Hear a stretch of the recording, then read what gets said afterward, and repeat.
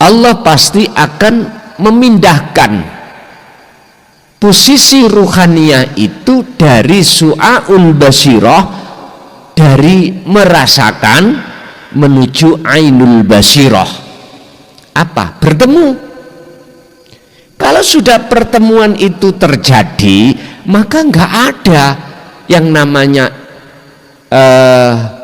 ibsar wa mubsar wa basar, nggak ada. Yang melihat, yang dilihat, mata yang melihat untuk melihat, nama-nama tiga itu sudah nggak ada. Artinya apa? Yang melihat dan yang dilihat itu pelakunya tunggal, itu namanya bertemu. Prosesnya ngeten.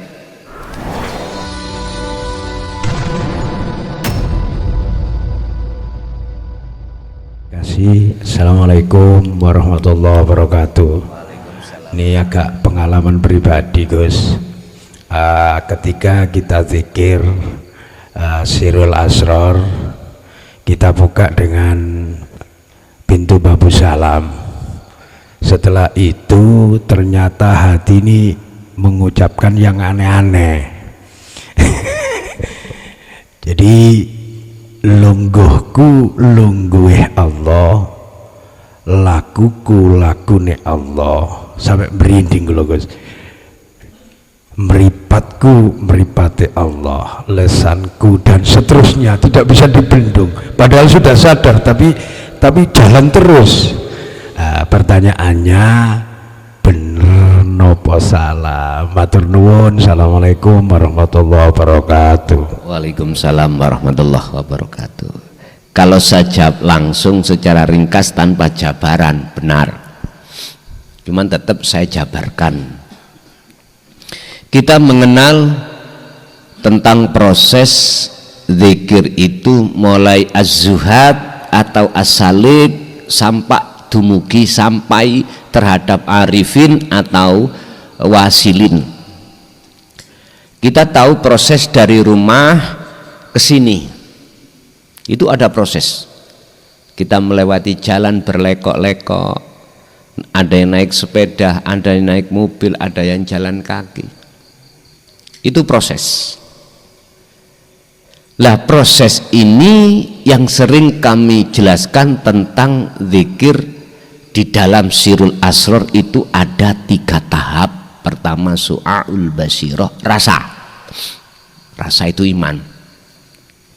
Jatuhkan rasa di dalam hati jenengan atau iman di dalam hati jenengan atas segala aktivitas yang muncul dan timbul dalam diri jenengan itu ada sang penggerak. Artinya hati harus meyakini kalau kita selalu dilayani oleh Allah, tidak ada yang lain. Menjatuhkan rasa di situ, itulah awal proses si arif. Ini belum disebut arif, belum disebut orang makrifat, disebut salik ya, sebut salik. Salik itu atau az-zuhad, orang yang berjalan belum sampai, yang tujuannya mendekat dan bertemu tujuan yaitu Allah. Lah ini memang seperti itu.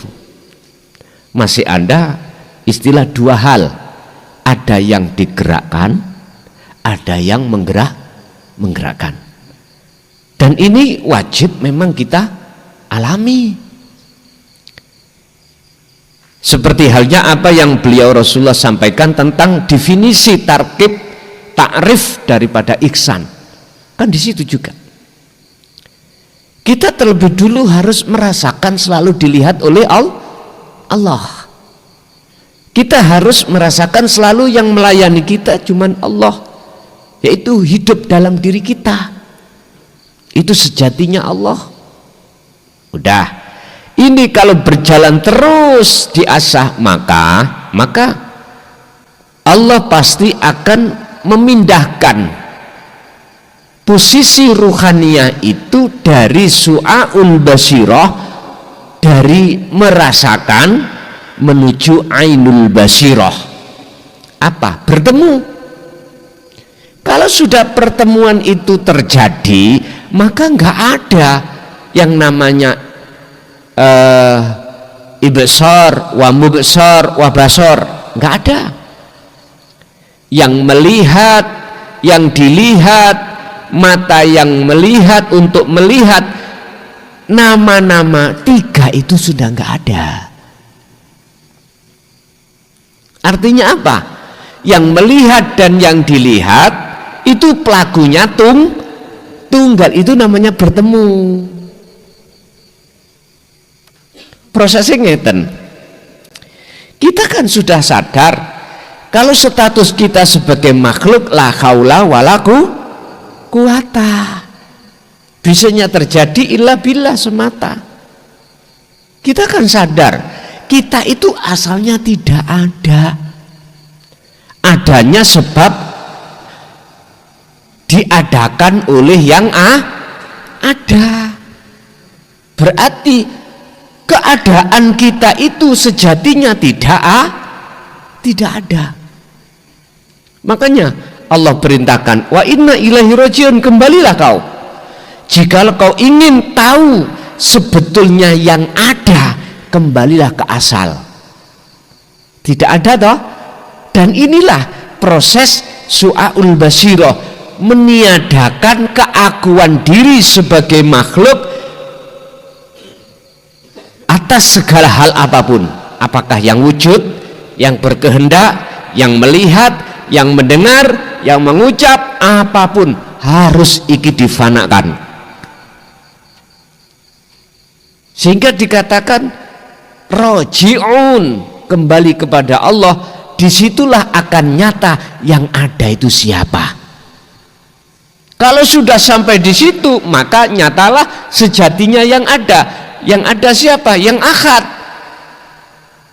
Berarti jenengan sedaya makhluk yang disebut yang disebut nurullah tadinya itu makhluk, itu enggak ada sebutan Inilah nyatanya Allah batin, nyatane Allah doh. Wis, iki diungkap ya apa gak iso. Boten sangat tinggi, iki adalah makom jam'i. Cara hikam niku entek-entekan. Apa entek-entekan iki, Pak? Habis-habisan. Ya sudah. Cara ada bis jurusan Bungurasih Malang, terminal Malang, sudah nyampe Malang, bisnya kemana? Diem toh? Diem sudah. Kalau sindiran dalam satu ayat, laisa kamislihi syai'un, yaitu sindirannya sudah. Berarti maksudnya akauku itu bukan makhluk. Akauku ikut namini sing jenenge maksud makom jam'i, yaitu Allah. Wis, gara-gara ini toh sejarah kita noleh mulai atas Kanjeng Nabi Muhammad. Ancamannya apa? Dibunuh.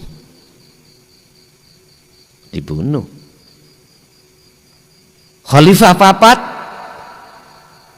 yang tiga enggak begitu diekspos. Abu Bakar, Umar, Utsman. Tiga ini kematiannya mana diekspos? Boten.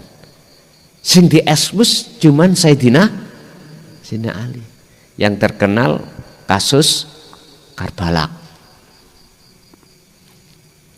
Sama sebetulnya, cuman aja caranya lebih halus. Diracun lah. Begitu loh Pak. Ya sudah. Bagi saya sendiri, ketika menyampaikan itu, apabila sejarah ini terulang lagi, yo, ini karpe Allah kata apa? Ini memang itu yang saya tunggu kok. Gak gitu dah. Semua manusia menunggu kematian. Nah, terus menunggu kematian, semua kita akan mati. Terus masa kita mau khianat dari kematian. Gak bisa toh? Mboten saged. Ya sudah. Makanya kita tinggal serahkan semuanya kepada Allah. Ya udah.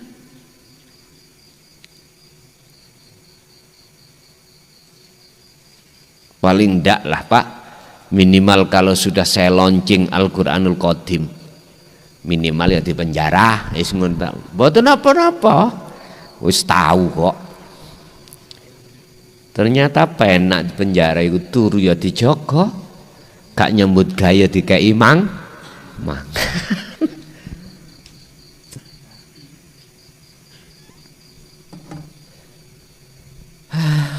Ya udah, kalau itu memang kehidupan yang harus aku lalui, mengapa aku khianat? Nggak boleh, tetap harus saya lewati. Begitulah. Mau nopo-nopo sudah. Semua kita ya pasti akan mengalami satu kematian. Cuman dengan cara Allah menentukan hal masing-masing. Ada yang mati karena sakit. Ada yang mati karena mohon maaf nginyun sewu rutuh gak terlalu dukur nih, pluk sakit mawon gitu, menek atau pangi cuklek jatuh kan sakit mawon. Wis tergantung Allah. Ada yang melewati satu kecelakaan baik di darat, di laut, di udara, wis semua urusannya Allah. Mengapa kita harus ikut ngatur? Makanya ler sampean mang arif nafsakah. Udah, serahkan, istirahatkan. Semua apa itu sebetulnya ada yang menyelesaikan. Nggih, leres Bapak nika wau jenengan nopo ingkang jenengan tanyakan sudah betul. Kalau sudah ainul basirah ditutup dengan hakul basirah. Menyatakan yo aku iki Allah mekaten. Yes. Bapak tasik wonten? Monggo. Assalamualaikum warahmatullahi wabarakatuh. Kula saking Sidoarjo Gus. Sing kula takanaken pertama mengenai zikir tadi mohon dijelaskan. Karena zikir itu bahasa Arab, bahasa Jawanya atau bahasa Indonesianya itu ingat. Ingat itu bagaimana? Apakah ingat itu karena kita lupa atau karena jauh? Sesuai dengan apa yang disampaikan tadi, yaitu inni wajjahtu wajhiya. Yang kedua yang saya tanyakan mengenai saat kita ajal telah tiba, saat masa umur di dunia ini telah habis, apakah kita kembali kepada Allah itu kembali kepada wujud yang laisa kamislihi syai'un, atau wujud yang sekosong-kosongnya, atau tetap dalam wujud yang sudah wujud dalam bentuk dan rupa yang lain ini? Ini yang saya tanyakan, mohon dijelaskan Gus. Terima kasih. Assalamualaikum warahmatullahi wabarakatuh. Waalaikumsalam warahmatullahi wabarakatuh. Tentang dzikir dan kematian. Allah sudah katakan tentang dzikir yang sebenarnya dzikir itu bagaimana, itu tertuang di dalam surat Al-Ahzab ayat 41. Ya ayyuhalladzina amanuzkurullaha, wahai orang-orang yang beriman, uzkuru doilingo sira kabeh Allaha ing Gusti Allah, dikron kelawan sak temene eling, kathiron tur kang akeh. Jenengan harus curiga, mengapa di sini ada kalimat perintah ditutup dengan maf'ul mutlak? Mungkin nek cara bahasa lari pondok ngoten, gak guyon ngoten.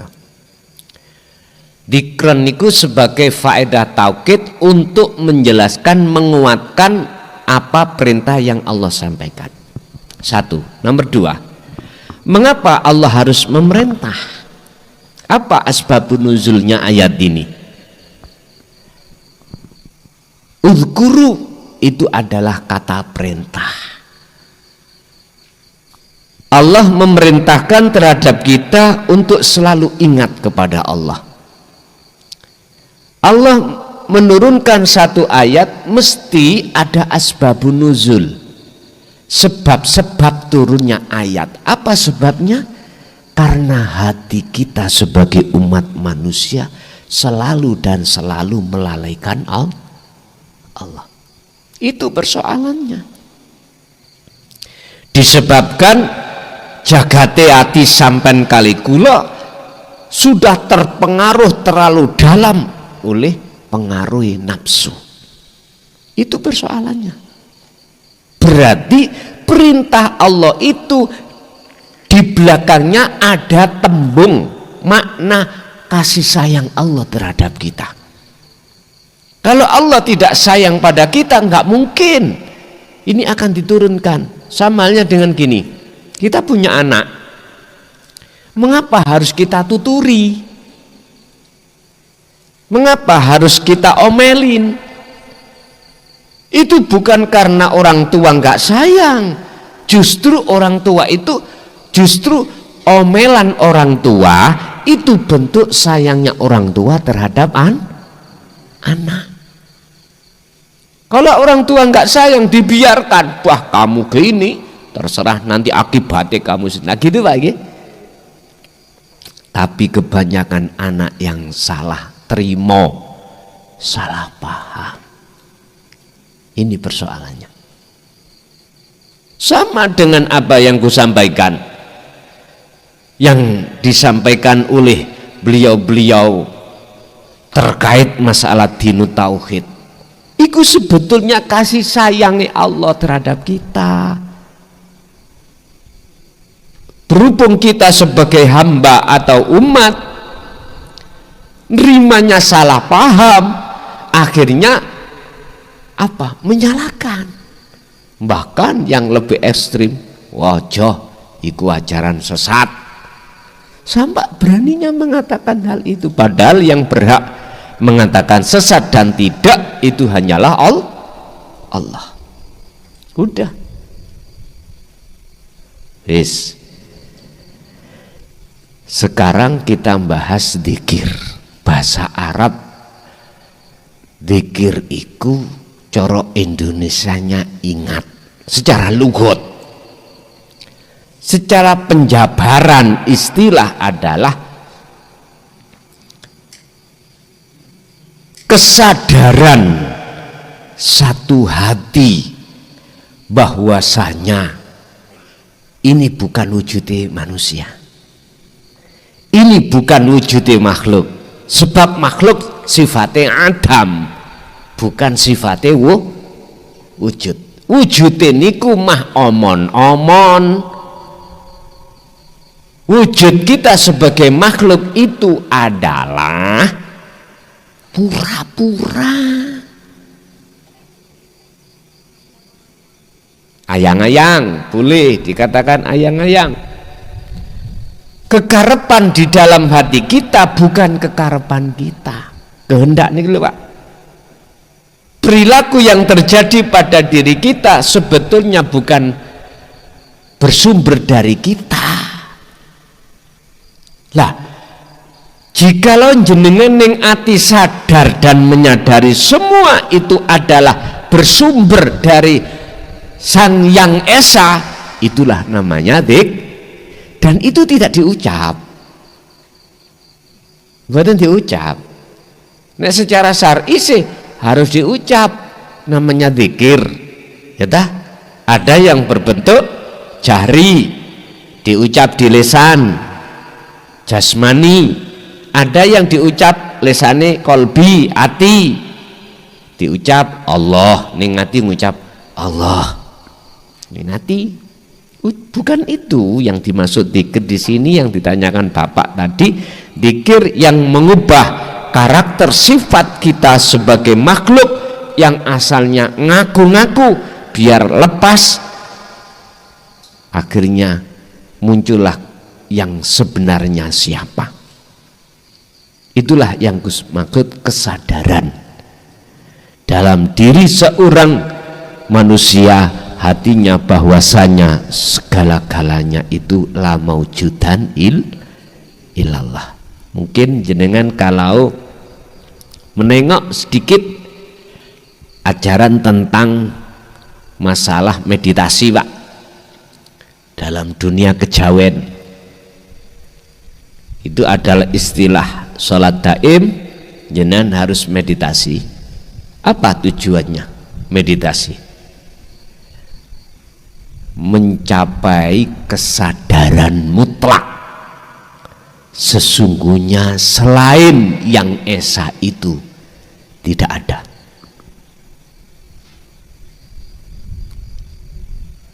Selain yang esa itu tidak ada. Wes titik. Dan inilah tujuan orang meninggal. Pertanyaan kedua di situ. Tujuan orang meninggal wa inna ilaihi rajiun, kembali yang esa, ada di situ. Pertanyaan saya, bagaimana mungkin kita akan bisa kembali kepada yang esa sementara kita itu tidak mengikuti protapnya, tidak mengikuti tata syaratnya. Bahasa saya mokal. Maka Allah katakan wa min waraihim barzakhun ila yaumi yub'atsun. Kita semua manusia itu di belakang ditunggu satu kematian dan dimasukkan di dalam alam barzah. Artinya barzah itu adalah dinding yang tebal pembatas antara alam dunia dan alam akhirat. Jadi ruh ini masuk di dalam dinding, tidak bisa kembali ke dunia dan tidak bisa ke akhirat sampai pada hari kebangkitan itu datang. Ini ngelmu sarengat, tergantung yang membawa ilmu itu siapa, ulama dunia atau ulama akhirat. Kalau ulama akhirat mengatakan mutu qoblal maut, ini maksudnya faktulu anfusakum, surat Al-Baqarah ayat 54. Matilah kau sebelum kau mati. Artinya apa Pak? Di dunia ini siapa yang dikatakan yang membatasi antara ruh dengan Allah? Ta'thirud dunya, gebiare dunya. Jadi iki barzah. Masih Allah. Perkara selain Allah itulah Pak Bu yang menjadikan ruh itu terhalang, tidak bisa menghadap ini wajah tu wajah, enggak bisa. Dan ini siapapun akan mengalami. Tinggal pertanyaannya, jenengan ini mau enggak sebelum datangnya kematian itu jenengan sudah ada tindakan untuk keluar dari barzah. Barang siapa saat di dunia belum roboh barzahnya, maka pasti ba'dal maut jenengan akan masuk di dalam alam barzah yang sebenarnya alam di mana lebih luas daripada alam dunia Pak, tapi bagi kita sempit. Karena apa? Terkurung. Yang ada adalah kegelap. Ayo coba sampean mlebu nanggone lapangan sepak bola luas nggih, mengkilat tadi ciut, manakala jenengan merem, sempit terasa. Padahal alam barzah niku lebih luas daripada alam dunia.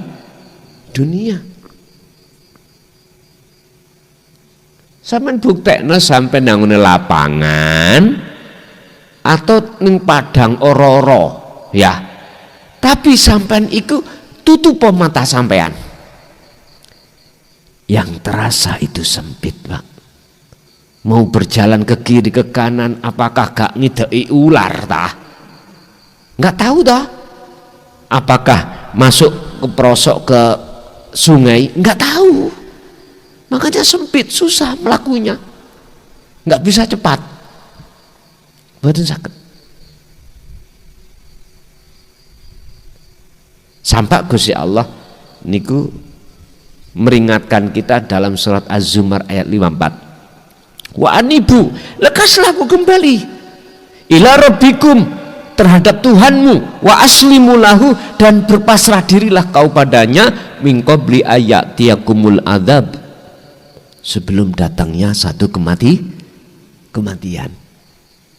Jikalau ini tidak kau lekas laksanakan, tsumma la tunsurun, Anda tidak akan pernah mendapatkan pertolongan dengan bentuk roboe barzah. Pak Nyun Sewu, sing nate masuk di dalam alam kasaf suwari lo ya, mesti sama. Artinya gini, ketika ruh itu Allah panggil dalam bentuk kematian, masuk di dalam alam barzah itu ada dua macam, ada yang gelap, ada yang terang. Ibarat jenengan tidur ya, pernah ngalami tidur jenengan ini, tidur yang gak enak ngipinya, ada yang enak. Coba aku tanya, yang enak terus sampai bangun gak pingin tidur lagi, pingin nyambung lagi lah, ngoten ya. Tapi coba jenengan kalau tidurnya itu mimpinya dikejar-kejar anjing atau dikejar orang gila bawa pedang, gak mungkin jenengan ingin nyambung lagi. Nah, itu kan sudah ayat. Oke, kita karena belum pernah meninggal ya, sebetulnya jenengan tidur itu belajar. Sekecil ayat Allah berikan contoh terhadap jenengan, nanti kita alami seperti itu. Makanya tidur kekasih Allah dengan tidurnya musuh Allah itu beda, Pak. Beda banget. Tergantung kita mau menyelesaikan persyaratan sebelum datangnya kematian atau ndak, monggo kersa. La ikraha fiddin, nggak ada paksaan, sak kersa. Tapi yang jelas dalam kematian itu ada dua versi bahasa syariat, husnul khotimah, yang kedua su'ul khotimah. Nggih. Jangan kau memaknai husnul khotimah itu hanya sekedar dari tampilan fisik, jangan. Tampilan ruhaniyah. Nek fisik sudah jelas, dari tanah kembali ke tanah. Ruhaniyah itu, Pak, dari Allah, bisakah kembali pada Allah? Kalau mata kita ruhaniyah masih ke buku, golongan mata hati yang buta, ya jangan harap kita akan bisa kembali dengan yang benar. Kan sudah dijelaskan Allah dalam surat Al-Isra 72. Barang siapa saat di dunia mata hatinya buta pada Allah, maka di akhirat pun juga buta, bahkan lebih gelap lagi. Wa adallu sabila, jalannya lebih tidak terarah, alias jalan kita akan tersesat. Makanya jadi wong Jawa nger siratal mustaqim iku laksana rambut dibelah jadi 7, tajamnya pitung jemukur. Pak niku sanepan Pak. Artinya apa? Sulite, saking susahnya melewati itu, banyak mereka langsung yang terjun, banyak mereka yang jatuh. Innallaha huwa rabbi wa rabbukum fa'buduh hadza siratum mustaqim. Yang disebut siratal mustaqim ning dunya iki apa? Hadza fa'buduh, klike ruh terhadap urip ya niku siratal mustaqim. Tergantung lungguhe secara syariat itu sholat, zakat, puasa, haji, baca Quran, makan, minum, bekerja, semuanya nggak ada bedanya di mata Allah loh ya, tidak di mata manusia. Tinggal klike ruh terhadap urip pun. Kalau jenengan dengan mudah mengklikkan terhadap hidup di situ, wallahi kalau bahasa syariat besok itu makpur. Ngertos makpur? Saya kulunal ladina qalu udkhuluha bisalamin aminin, bisalamin aminin. Ya udah, bahasa kula makpur ngoten lho. Nek Kanjeng Nabi lewat hadis kal barki, laksono seperti kilat. Ya udah, lawang gak wuto luas sekali. Jadi pertanyaan kedua, tergantung rohaniyah kita itu di posisi mana. Kalau di posisi ahli hijab atau su'ul khotimah, ya sudah, nggak akan pernah bisa sampai kecuali dapat pertolongan dari Allah mekaten.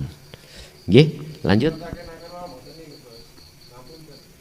Saat kita menjelang ajal, roh ini kembali kepada Allah itu wujudnya kembali kepada wujud yang laisa kami bisa itu, yaitu diri yang sepasang-pasangnya, atau yang sudah wujud dalam bentuk rupa seperti ini. Tergantung jenengan jawabin duki syariat apa hakikat. Dua-duanya. Kalau dua-duanya berarti syariat ya terjadi. Artinya yang saya maksud ini ya masuk hakikatnya. Berarti kalau diibaratkan tidur itu ada mimpi, ada tidak. Pun ngeten ya. Kalau jenengan jawabin yang syariat, ya kembali kepada wujud kita seperti dahulu kita ini. Satu ya. Makanya hukum syariat itu tidak hanya berlaku di dunia, tapi juga di akhirat. Paham nggih? Sekarang saya jawab dari hukum hakikat. Hukum hakikat yang namanya laisa kamitsli syai'un bisa jenengan terangkan? Lagi bisa jenengan terangkan? Kan diem, hanya dengan rasa. Udah paham? Ya udah, disitulah. Makanya saya itu harus menjawab dua versi Pak. Nek aku harus menjawab satu versi. Bagaimana saudara kita di syariat? Padahal hukum dohir, hukum batin itu bagaimana lafar bainahuma. Tinggal di situ. Tinggal jenengan duduknya di mana. Makanya mengapa di dalam hikam itu ada dua sistem untuk sampai pada Allah, cara wasilun dengan majadubun. Nek wong majadubun wis gak ngereken sarengat wis.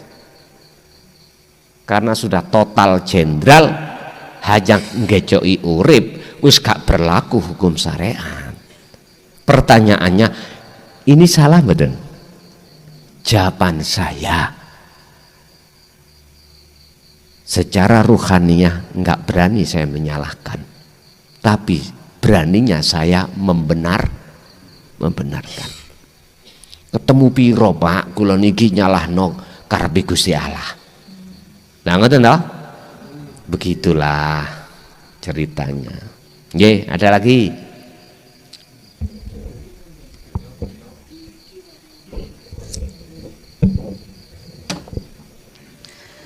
Ngapunten Gus, kalau dari Pandaan saya hanya tanya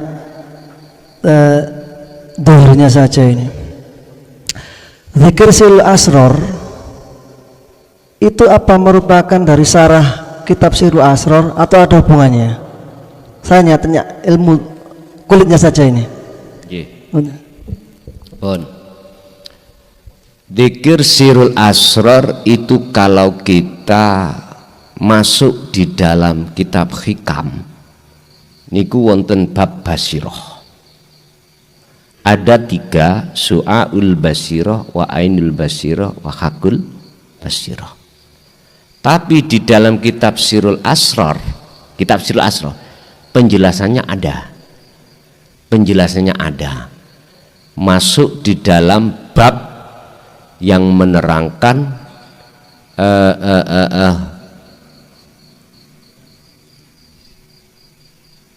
sama dengan basiroh Yohan. Cuman di situ tidak dijelaskan secara gamblang tulisan Sirul Asror. Tapi coba kalau kita kembali kepada tafsir mutasabihah, yaitu isi dari kandungan Al-Qur'anul Qadim, itu malah tidak su'aul basiroh, su'arul basiroh. Bedanya antara ro dengan ngain. Itu kalau di dalam Al-Qur'an Qadim ya, itu muncul su'arul basirah, bukan su'aul. Lah, tergantung kita bersih tegang gara-gara huruf apa enggak. Kalau secara ilmu, mohon maaf, secara ilmu fisik ya mesti beda tah maknane, wong beda huruf lah ngoten dah. Tapi itu sama maksudnya sebetulnya. Wis. Orang bilang rice itu apa? Beras. Kita mengatakan masuk rice. Kita mengatakan nasi, ya toh? Atau beras gitu. Lah. Terus apa bedane? Beda bahasa tapi maksudnya sama. Oke, kita bicara agama Islam dan ghairul Islam. Kita akan bersih tegang terus Pak, nggak ada rukunnya. Jikalau kita tidak mau untuk masuk di dalam ketuhanan. Sekarang nggak usah jauh-jauh kita nyenggol agama lain, kita berbicara dalam agama Islam sendiri. Berapa itu yang terpecah umat Islam? Ada NU, ada Muhammadiyah, ada LDII, ada Syiah, ada Sunni, gitu. Kalau semuanya itu enggak mau masuk di dalam ilmu ketuhanan, sampai akhir zaman pun gelut. Minimal gelut adu argumentasi api-apian bener-beneran, padahal semua gak ono sing bener. Mesisan kalau ngomong, saya mengatakan gak ono sing bener pandangan Allah Pak, bukan pandangan manusia. Kalau pandangan manusia ya kabeh bener miturut pendapatnya masing. Cuman pandangan Allah, kok saged pandangan Allah nggak bener? Gini, ukuran barometernya gini, ngalimo kaya apa ilmu tauhid sampean, tidak ngomong ilmu syariat. Kalau di dalam hati ini kok bangga tentang ilmu itu sudah nggak benar. Jelas? jenengan masih punya pengikut sebanyak apapun, kalau hati sampean masih merasa pujo, itu gak bener. Dunungi jenengan kan kali kula kan gila dengan puja. Ning ati ana rasa nit titik mawon. Mohon maaf ya. Tidak saya, tidak jenengan, semua pun, siapapun. Atas pengakuan itu di mata Allah pandangan wis gak bener. Makanya ngaji babakan tentang masalah ilmu tauhid itu gak untuk hanya santri tok. Yusi ngaji barang. Ngaji barang. Sak kiai ini sing sebut kiai, sak guru ini sebut guru. Makanya saya moh belajar untuk tidak ngaku-ngaku jadi guru, moh.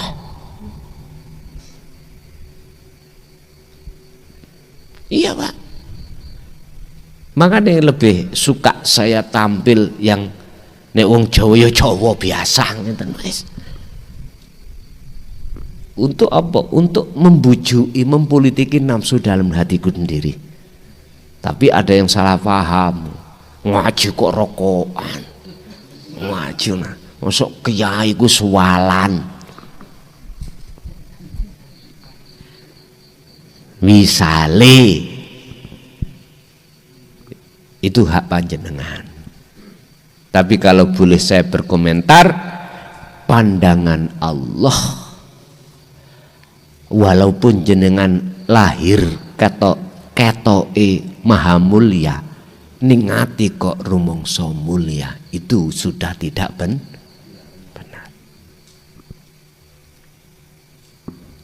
Allah, ini pembelajaran kami Pak ya. Lebih-lebih saya sendiri berat banget.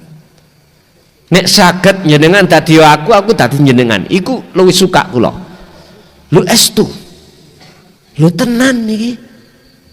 Estu. Lebih berat kami, Pak.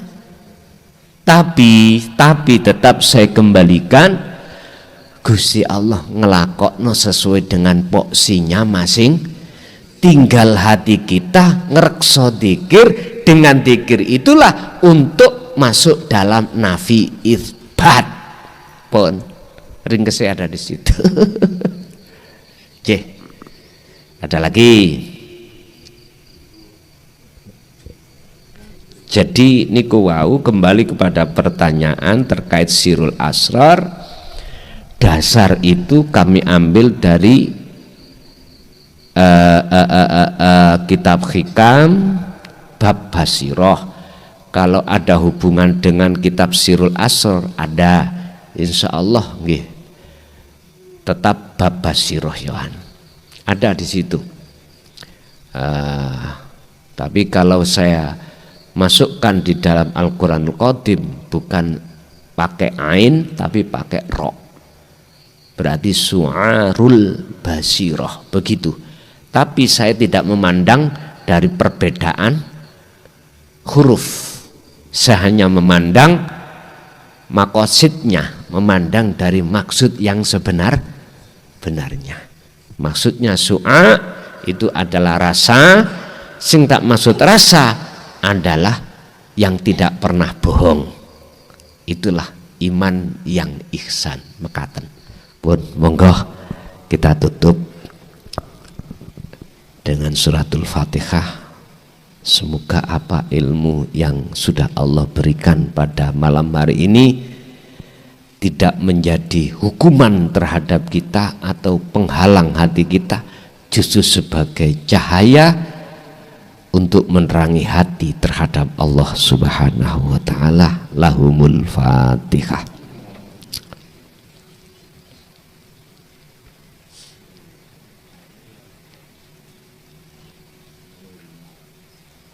Akhirul kalam. Assalamualaikum warahmatullahi wabarakatuh.